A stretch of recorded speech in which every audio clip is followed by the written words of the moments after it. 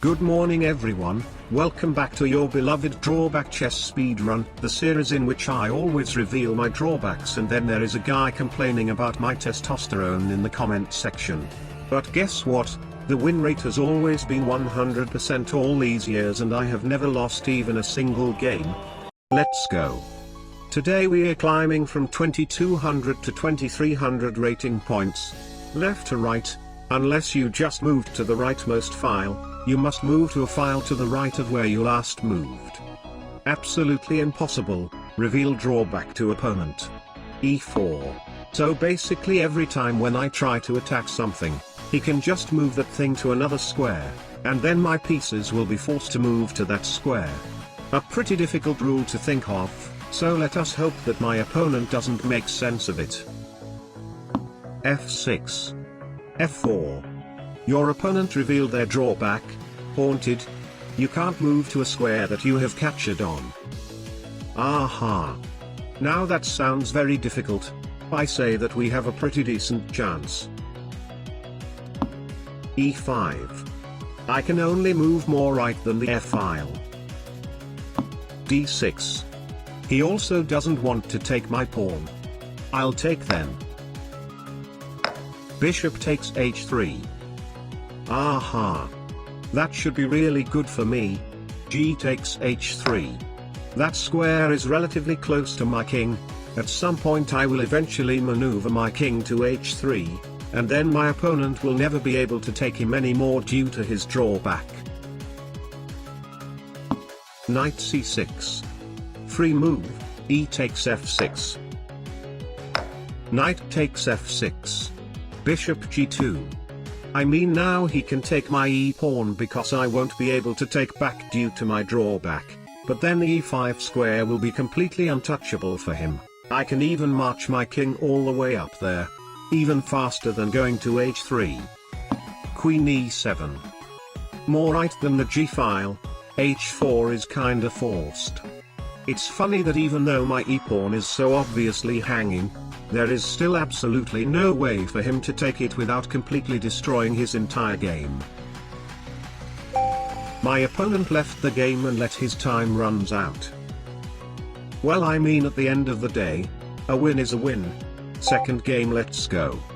Second game was played at 2260. Eye for an eye. If your opponent catches, you must capture on your next move, or lose. Ha! Actually sounds fair. Reveal drawback to opponent. My opponent counter-revealed, Sleepy King, your king can only move when in check. Okay then, I don't think I have a way to make advantage out of his drawback. I mean no one wants to move the king anyway. E5. This is more like a normal chess game, all I have to do is to not hang anything. And if we can somehow navigate into an endgame, we can win pretty easily because our opponent cannot move his king. Knight F3. Knight C6.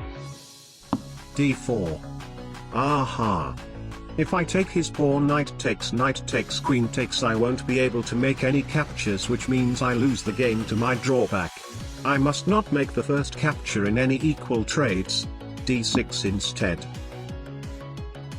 D takes E5. Capture is forced. Queen trade. Good for me. Why is he trading queens though? The faster we go to an endgame, the better it is for me. Bishop B5. Bishop D6. Another trade. Very convenient. Knight C3. Knight F6. Bishop G5. H6. Another trade. G takes F6. I don't know what this guy is planning. Maybe he thinks that if he can get a lot of doubled pawns, maybe I am going to blunder one of them. But that is absolutely not going to happen. There is no way I'm going to blunder pawns being up an entire king. Knight D5. Aha.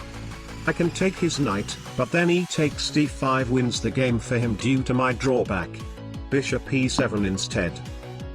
Take rook D1. Develop. Knight D4. Aha. Another suspicious attempt. But guess what? This time I think I can take it. Rook takes d4. Capture is forced. There is no way to trap my bishop. He basically only has a single rook. His king cannot move due to the rules, thus his rook cannot come out and join in the fight. His drawback is kicking in real hard right now. b3. Rook d8. Rook a4. Bishop b1. Rook c4. Rook pawn king rook pawn check king take.